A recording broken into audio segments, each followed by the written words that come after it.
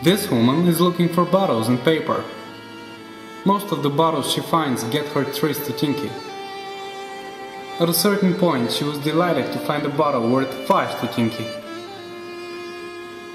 Sometimes she has to scavenge for an entire day just to get one piece of bread, and sometimes even longer.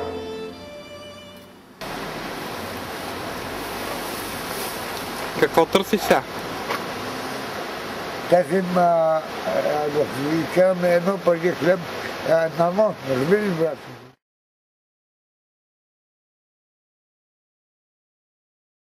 Това най-вероятно са хора, които се намират в тежко състояние и по една или друга причина, да кажем, са изпаднали в криза. На територията на община Благоевград съществува една от модерните форми на социални услуги в общността, каквато е център за временно настаняване. Като цяло последните няколко месеца имахме и наркозависими, които са настанени.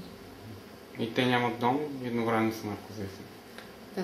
За съжаление, по принцип, както казват хората, една беда никога не идва сама. Имали сме случаи, например, на измами, в които са били така, в случаи на близки или деца, които поради наркозависимост или някакви други противообществени прояви са продали жилищата и тези хора са останали така. Айде, пиано, дигаме. Дигаме, разбиш, дигаме. Дихате? Да. Кога? Една вече.